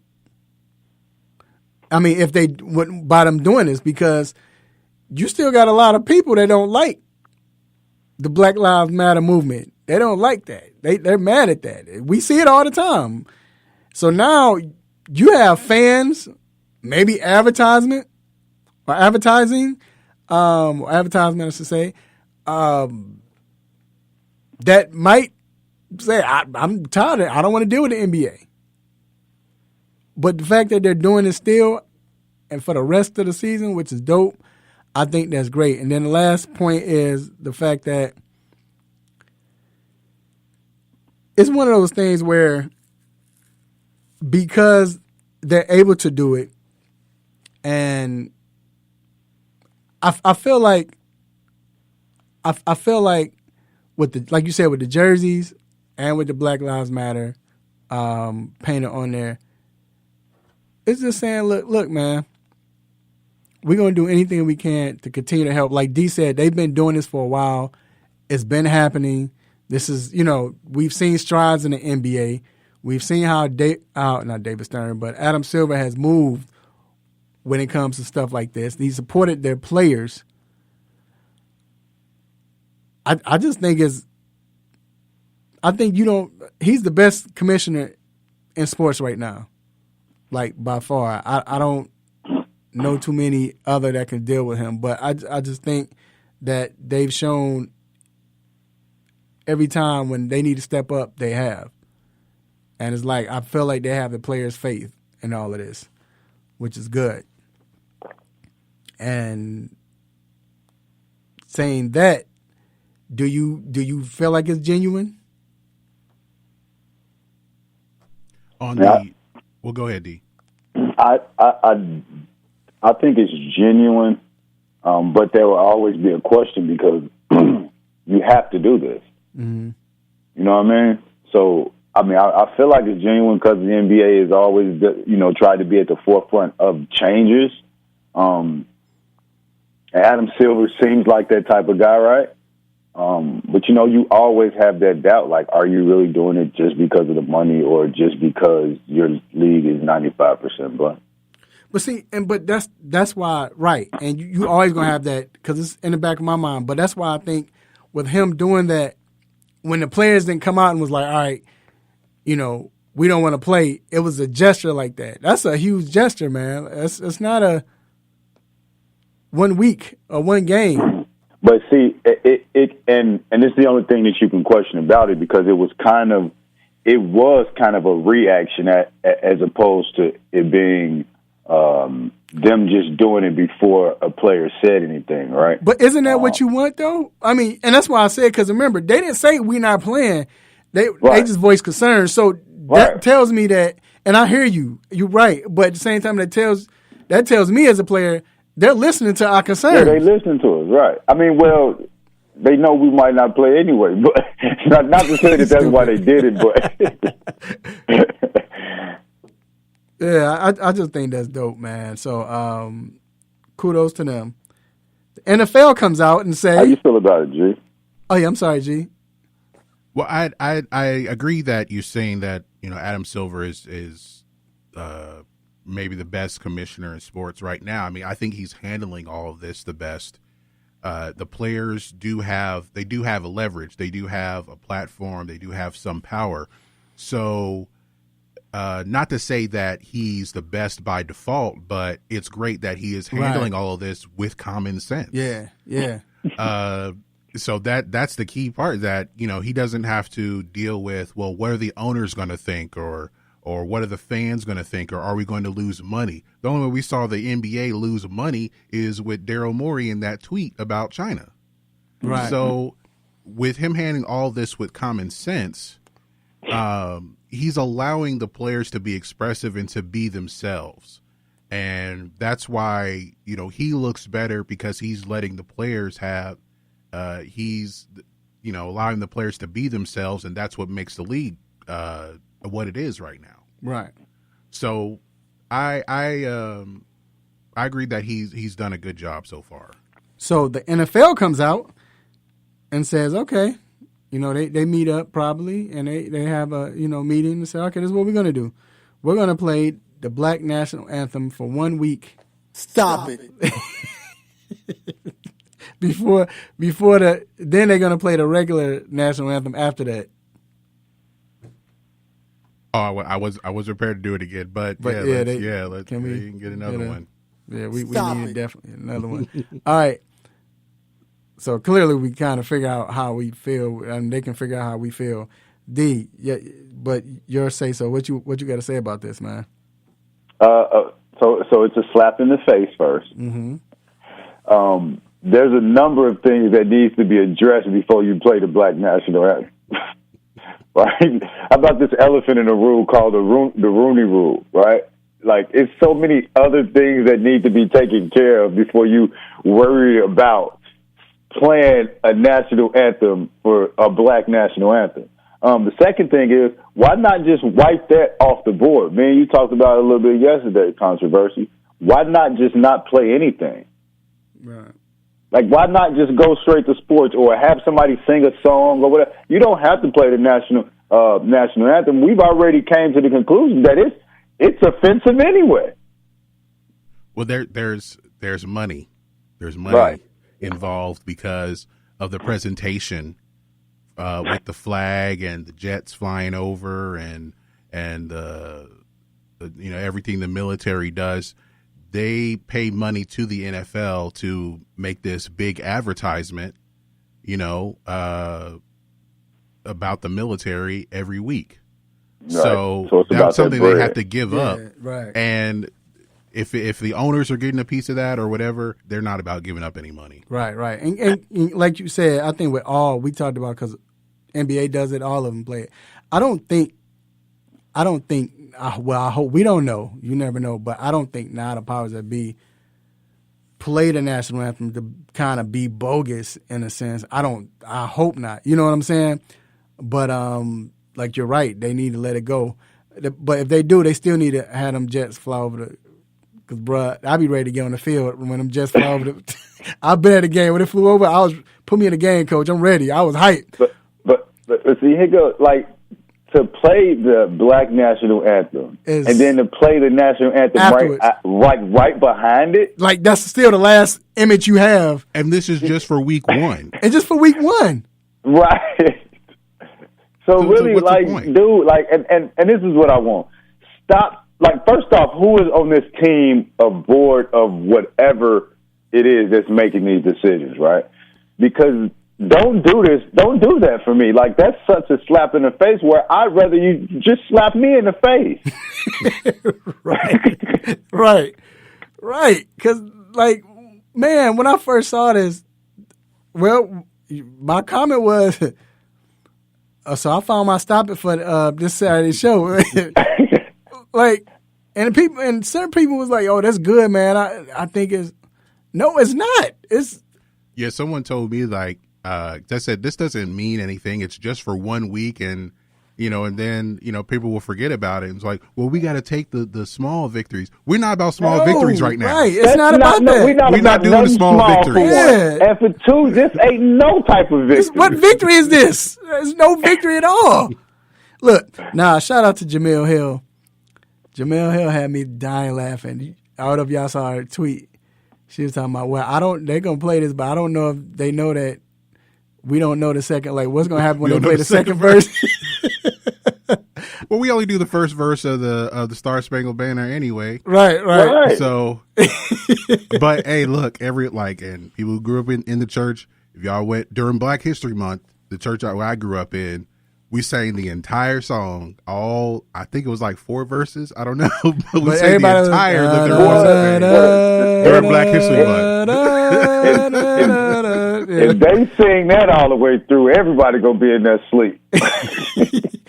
Players, I wish and hope that the players don't even come out for that, man. Like that's oh my God. Like, let me explain. It's not even going to be no football, so we don't even have to worry about what's going to happen in week 1. That's what I said. Like, yeah, we good with that because it ain't going to happen anyway. But that I just you see the difference between the leagues, right? Where's baseball? You hear that, D? Yeah. Where's baseball in all of this? Baseball, they chilling. They chilling, bro. They like, what's the why? You know what I'm saying? Like, you see what happened with dude that did it the first time, that Neil, the Oakland catcher. Yeah, the wrap he for ain't him. nowhere. He's nowhere. Yeah, it was a wrap for him. So that's not gonna happen. But I was saying, you see the difference between NBA and NFL. Even though the NFL still is my favorite, I love football, but you see why the players are happy in the NBA and why you don't see that in the NFL, so I also put a lot of that on the NFLPA, man. I don't know, like, what they be doing, but I don't think that they go as hard as the NBA PA goes. Right. But, no, you right, dog. You right, bro. Well, all right, man, we're going to take a quick break, and we will be back to talk about the second NBA bubble. I cannot believe this. We're going to have fun with this one, too. Y'all keep it locked.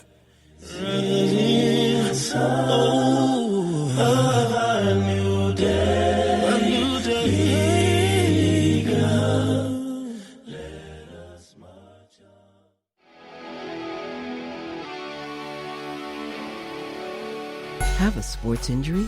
Need to see an orthopedic doctor? Ortho Atlanta is one of Metro Atlanta's largest orthopedic and sports medicine practices, providing orthopedic and sports medicine care for the whole family. With 37 physicians and 14 offices, the practice provides the highest level of care for injury of muscles, joints, bones, and spine. Ortho Atlanta offers convenient access to a full range of musculoskeletal surgeons and specialists. Ortho Atlanta also offers on-site physical therapy, pain management care, MRI imaging, and workers' compensation care. The Ortho Atlanta surgery centers in Austell and Fayetteville provide cost-effective, same-day surgical procedures in an accredited outpatient center. Hip, knee, shoulder, back pain? Ortho Atlanta has you covered with specialists in all areas. Same-day appointments, orthopedic care for the whole family. Ortho Atlanta, Atlanta's choice for orthopedic and sports medicine care. Learn more at www.orthoatlanta.com.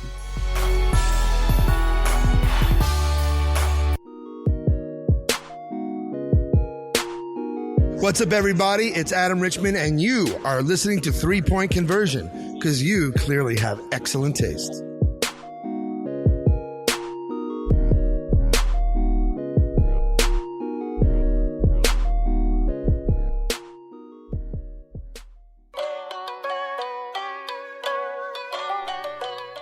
All right, we are back inside the 3 Point Conversion Sports Lounge. All right, so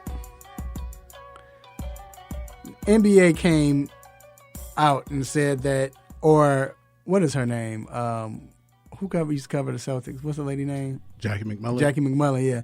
She came out and stated that the second bubble is almost complete. Like they almost signed off on it, to where that the team that didn't make the cut in Orlando will go to Chicago in the bubble and play. So what is this, the losers bubble? Yeah, I guess. I don't. It's the NIT. Yeah, it's the NIT. Right. Or the CBI. Yeah, the CIAA or something. I don't know. I mean, of course it'll be cool because, I do like to see D Rose hoop and, but yeah, but I mean, you know what? And we talked about it. It's about the money, right? Because when you think about it, what was left? About 12 or 14 games, right? Mm-hmm. If they don't play them games, they're not getting paid, right? Yep. Yeah, everybody because you got to figure Zach LaVine, Steph Curry, Draymond. That's like a couple mil for them. Yeah, that's not fair. They like, yo, hold on, like Joe, how y'all gonna let them play and get paid? We can't play. Like, but we don't get paid. Like that's not. I can see if it was like just the playoffs, but no, they playing 12 games. No, that's not right. So I feel them on that. It's just. And I want them to go ahead and play because if they play, Golden State is going to be almost healthy. So they maybe can shoot up past the Bulls in the draft. So is that going to determine?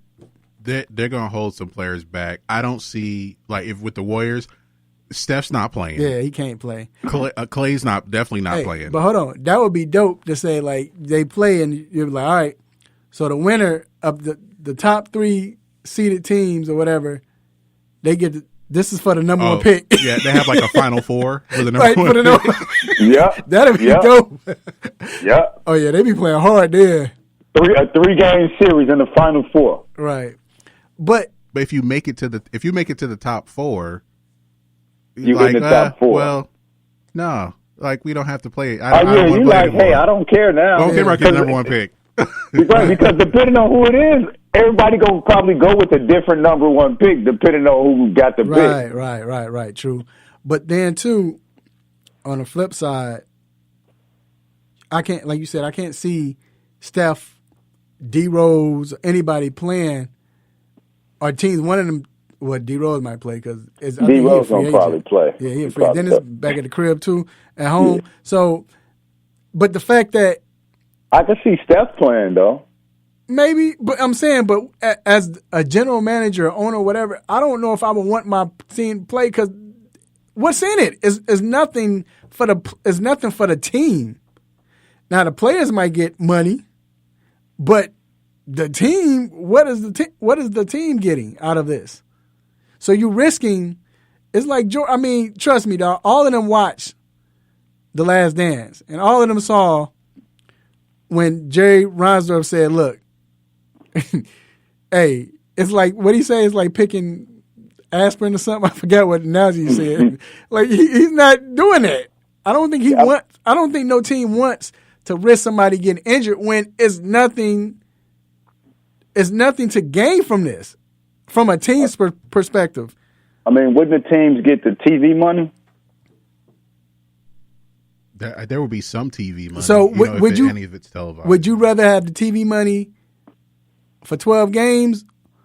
And I didn't say all that. No. I'm saying, and look, I'm not you, but I'm saying, and not have the TV money for next year when Steph can't play like it was this year.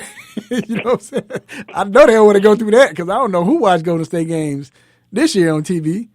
So I'm that's the thing. Like, do you think it's a good idea? I mean, overall, no, because it's almost like the loser bubble almost, right? Right. And what are you going to do? Just let them play 12 games and after them 12 games, nothing? You're going to let them go to training camp? Like, what are you going to do? You know what I mean? I mean, now, if you want to kind of set it up as an early training camp, now that's understandable. Right. True. Yeah, I could see that because by the time this next season is allegedly supposed to start, then we're talking about 9 months between games for these 8 teams. Mm-hmm. And that's a lot of time to not be playing organized basketball. I mean, yeah, they could be training and practicing and all that, but to have all that time off between games, I mean, it's already hard enough between, if you don't make the playoffs with the regular season, you're talking about 6 months. Mm-hmm. So I think it'll be good for them to have something to kind of have like some closure to the season. Mm-hmm. And then, I think you talked about where Lloyd Pierce said that it's not good for his team to not be playing. Right. Mm-hmm. Because, so it's all of these young teams, they want to get out there and play, and at least it'll be something to get them ready for the next season. So it'd be like the NBA Drew League. Yeah. Kind of. Because I wonder if it'll be like, so if it doesn't mean anything, would they have like the practice gear on playing, you know how like the summer league teams have? And I wonder if it would be like a scrimmage to where it's not as physical, but it's just they're playing, you know what I'm saying? Like, shoot, if they do it like that, James Harden might say, man, forget playing for Houston. I want to come to Chicago and play like that. So I can shoot up 53s and don't get criticized for it. And like we was talking about with the training camp and everything, I mean, you got to remember that it's only going to be about a month and a half, maybe just under 2, before the last final game is played to when the season is going to start back up. So for some of these players, including LeBron, right, we know he's usually playing deep into June. This is a very fast turnaround even for him. Right? And then let's talk about the team that loses in the finals, right? Mm. So they went all the way to the finals, lost, and now they're going to be even more tired, and they didn't even win, right? So they kind of got a double-edged whammy, right? Right. So this is going to be interesting overall. But the second bubble, I don't think it should necessarily be games just like the other bubble, but I could see them doing something to try to make it interesting, to make sure they get their money's worth and make sure they get paid. Okay, so before I go, shout out to Cortland, Matthew Griffin. I said his whole name. That's how it is on the chat. So I'm sorry, Cortland, but shouldn't have had it like that, dog. But Cortland Bartholomew Griffin said that. No, I'm just playing. He came on and said that. Are you pitching a bunch of mini All-Star games? So if the NBA didn't continue, would that be cool to have something like that for the fans? There would be no fans in the arena. I mean, but we'll watch that. Watch what? What was it that he said? Like a mini All-Star games, that would have been dope if they be like a small tournament. Like some Drew League type stuff? Yeah, like a tournament with these mixing the players up, having like 4 captains pick. Yeah, see, you know what? At that point, it just becomes about entertainment for the fans at that point. But that's what I'm saying, right? Yeah, and that's good. Instead of doing this whole thing where they have to play a whole season, and so I don't know. We'll see what happens. I think it'd be good for the fans, but I think the NBA is more so worried about their dollar at this point, right? Like they want to make because the loss of revenue is supposed to come to about $1 billion for them. Right. Well, they get it back in the taxes. All right, we're going to take a quick break. And we'll be back with Start, Bench, or Cut. Keep it locked.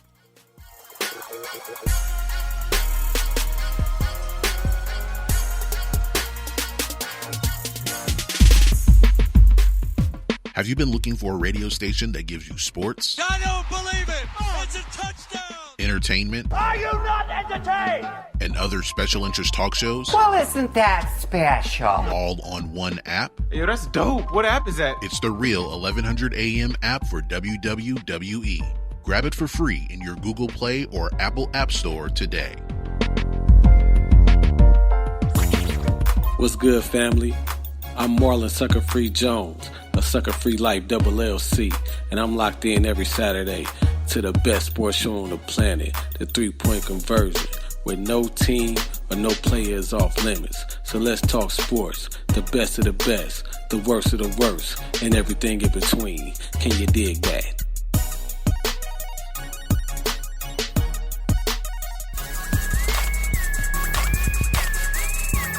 Yo, what's up, baby? This your boy, Deontay the Bronze of Bummer Wilder, and you're listening to my guys at 3-point conversion, baby. Yeah.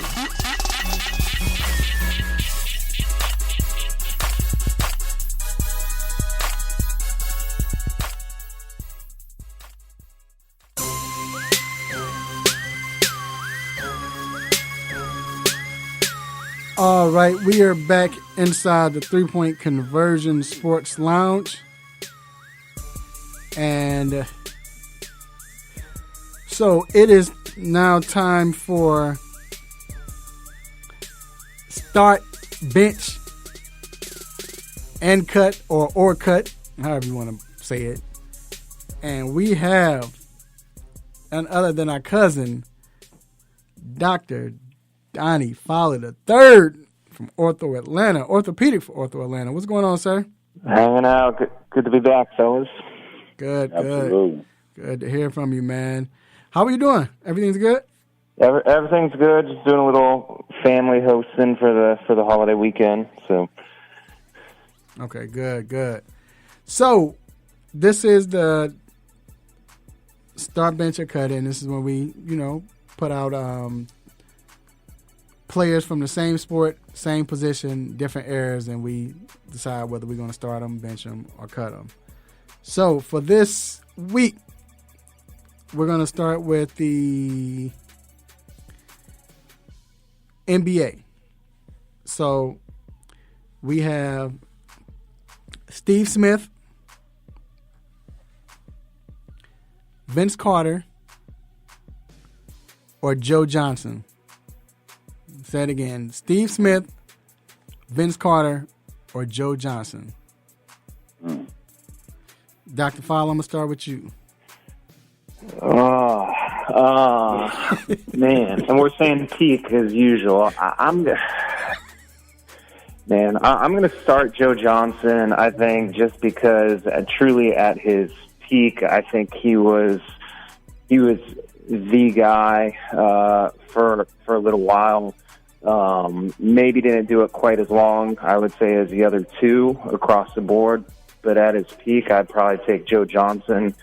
I'm gonna bring Steve Smith off the bench and and cut Vince Carter, not because he went to UNC, but just, Yes, that's it what I was saying. Yes, it is. And just because I think Steve Smith kind of had a little bit more all around it that he was bringing to the court on an everyday basis. Not that Vince Carter wasn't great for 20 years, but that'd be my lineup.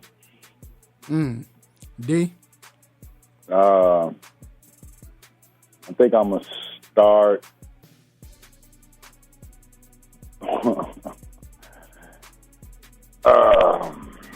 right, I'm going to start Vince Carter just because, I just like him that much. And he's played 22 years. Think he deserves it. Behind that, I'm going to bench Joe Johnson. ISO Joe at his peak, I don't think nobody could defend him at all. And his peak was actually a nice period of time. We saw him in the Big Three still giving people that work. So then I'm going to have to get rid of Steve Smith. Not because I don't like him. I actually do. Met him a few times. He's good. I liked how he used to put people in the post and destroy them. Had some of the slowest moves, but they always work. He was one of the biggest point guards since Magic Johnson. But that's the way I would go. G? I would start Vince Carter because he went to UNC. So I would have Joe Johnson off the bench. If he had better coaching, Atlanta might have won something at his peak. You're talking about at his peak.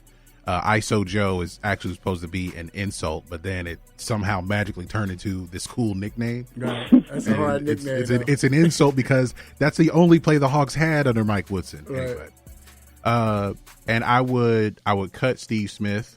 No disrespect, of course, but I think that one-on-one or with those guys having the ball, I would see more plays come from Carter or Johnson than Steve Smith. Mm-hmm. All right, I'm going to start ISO Joe. ISO Joe probably is the most underrated when it comes to ball handling. Like that dude can handle the rock, and I think here's that play where he made Paul Pierce fall. Yeah. Yes. But you talking about that dude had a rope on that thing, man. So I'm gonna start him clutch of all of them, more close than all of them, and this dude was a beast. Man, I'm gonna bench.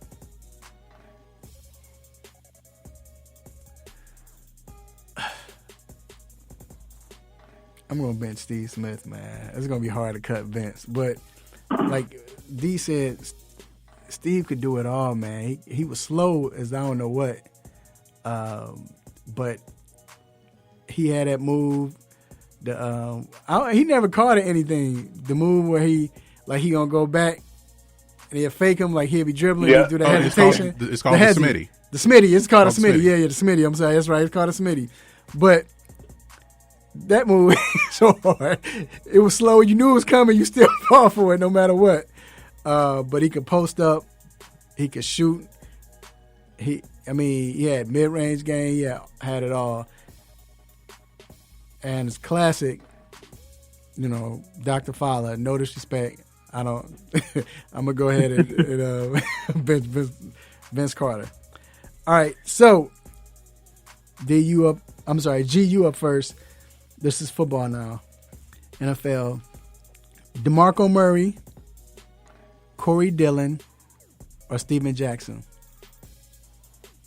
Say it again. DeMarco Murray, Corey Dillon, or Steven Jackson? I'm starting Corey Dillon. He was on a lot of bad Bengals teams, but he was still putting up numbers. So then when he got to a good team, people actually got to see how good he was. So I think because he did a lot with nothing, I would start him. I would bring Steven Jackson off the bench and cut DeMarco Murray. Murray, compared to the other two, his peak was much shorter than theirs. His longevity was much shorter than theirs. So, yeah, that's about it. But remember, we're not doing the careers though. But go ahead. I see you. But we just saying if you're starting this guy. But go ahead. I feel you. All right, Dr. Fowler. I'm gonna slightly. I'm gonna start Steven Jackson. I remember. I mean, again, at his peak, I felt like it couldn't bring him down. Almost kind of like similar Marshawn Lynch, and it's going to take 5 guys to tackle him and bring him down to the ground. I'm going to bring Corey Dillon off the bench, and I'm going to cut DeMarco Murray. Similar to what G said, Murray just, I don't think quite was as powerful or dependable as the other two, in my opinion. So, all right, I'll go next. Yeah, I'm starting at Steven Jackson. You're talking about a guy that could do everything. He could catch, run the ball. He played on a horrible team. When by the time he got the Rams, it was a wrap for them. So they're good for like maybe 2 of those 2 years. I don't think he made the playoffs. They did with him. Mm-hmm. And Mark Bolger. I don't remember. Yeah, I don't remember them making the playoffs with him. I know they made the playoffs with Marshall when he was there. And then they started going down with Mark Bolger. And by the time Steven came, I don't think they were good. But I know he played on some bad teams. But either or, he was tough. Run up through the off tackle, but still had speed for a big guy. I shook that dude's hand one time, man. Promise you, his hand has got the biggest hands. It was crazy. I couldn't believe it. He built like a linebacker, so for him to run a ball like that is crazy. I'm benching. I'm a bench Corey Dillon, I guess. Just hate the way he runs. God, it hurts him when he's running. But I like Corey. The only reason why I'm gonna cut DeMarco because he will always be hurt. But DeMarco was that dude, man. Yeah, he's that guy. But he was always hurt, so I'm gonna cut DeMarco. All right, D. I'm going to go the same route you went in. Steven Jackson, Corey Dillon, then DeMarco. Steven Jackson was that dude. And then the thing that surprised, him with a lot of people is he actually had some speed, too. Like, he'd get out in that open field, and he'd take it to the house. You know what I'm saying? Mm-hmm. So that's why I'm going to start him. Corey Dillon, I think, he played on some horrible Bengals teams, but he still was putting up numbers. And when he finally was able to go to a team, he was able to win it all, Mm-hmm. And then DeMarco Murray, as much as I like him, because those years with Dallas, I really liked him, and I thought him going to Tennessee, it was going to work out. It seemed like they had worked him into the ground already. But I know we're not talking careers, but it just seemed like he had that small career that a lot of running backs have, right? Like 4 to 5 year window. And I just feel like the other ones just did it better for a longer period of time. All right. Right. Okay. So we're gonna go NCAA football. So we got Matt Leinart, Peyton Manning, or Andrew Luck. And I'll go first. I'm gonna go Peyton Manning. Even though he couldn't win, Peyton Manning was probably a quarterback that we saw Andrew Luck. But Peyton Manning, that was the first quarterback I saw, like, all right, this dude should be playing the pros. Like, his mind and the way he went about it was totally different. I got to go Andrew Luck afterwards. He was basically the same way, same career, followed Peyton. I mean, he did everything Peyton did. And then I'm going to go Matt Leinart. Matt Leinart was good, but he was great in college. I thought he was overrated in college, but he was great. But I still thought he was overrated. All right, G. I'm starting Andrew Luck. I don't know anybody else who played for Stanford at that time. and they were, I know they made a Fiesta Bowl. I think they made a Rose Bowl while he was there. I'm not certain, but I would bench Peyton Manning I would start him, but he never beat Florida. I think he lost to them 4 times. So I guess if he weren't playing Florida, if that was the idea, then I might start Peyton Manning. And I would cut Matt Leinart. I think he had the most talent of those two around him. And I think he benefited off of that. Mostly, the most. Off of the talent on his own team. All right, D? I'm actually going to go in the same way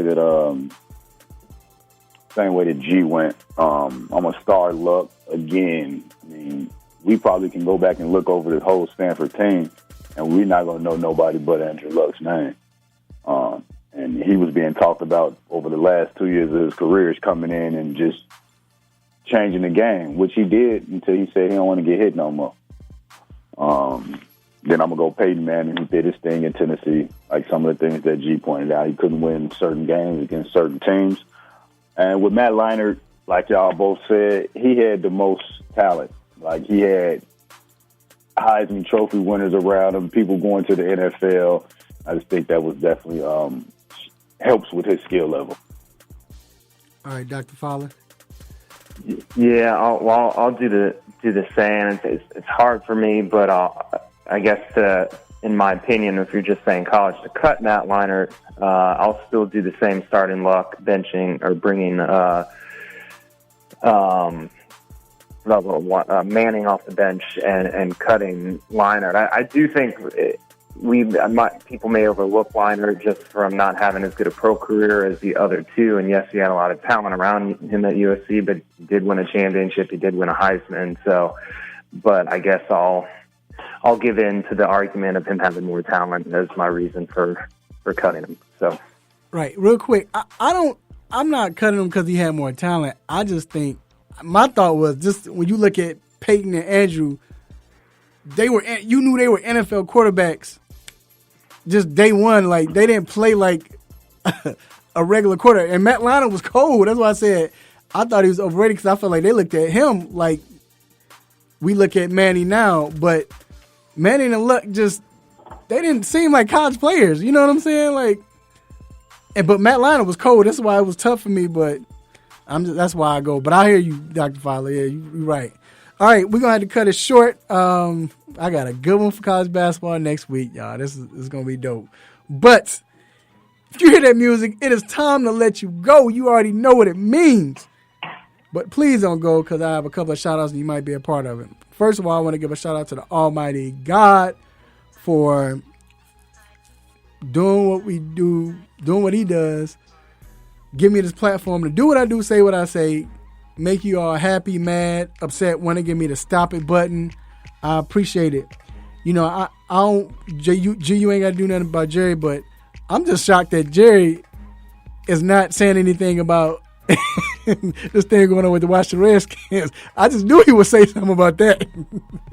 I'm shocked at that. So, but also I want to shout out my guest, Dr. Fowler. Thanks for coming on, man. We appreciate you, man. You really not a guest, you know, you family, and you know you on every time. So, but we still got to shout you out. I want to thank all my sponsors. Well, all our sponsors, I'm sorry. But all our sponsors, he not here, so I don't see D, so that's why I'm saying my. But I got to thank G for doing what he does, and then my guy, my road dog, partner in crime, D Intellectual. Yes. I just want to thank everybody for always listening, tuning in on this beautiful Saturday morning. We appreciate y'all for always not just tuning in, but on Facebook, checking our statuses, looking at our website and everything that's going on with the three-point conversion. We appreciate you. Stay in this fight that we're still in, both with racism, social injustices, and also COVID-19. And I appreciate y'all. See y'all next weekend. Yes, and I definitely want to thank all of our listeners.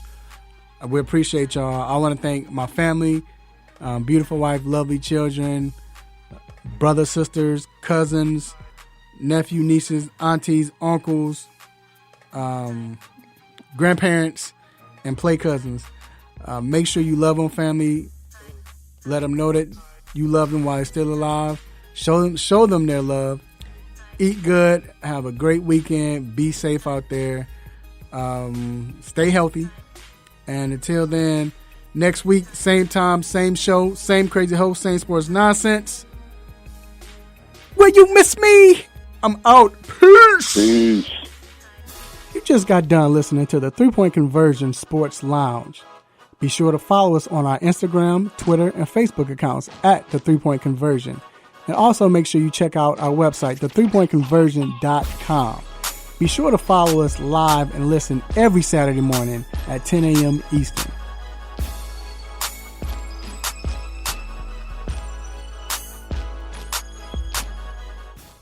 You're going to learn today. You're going to learn today. Hadouken!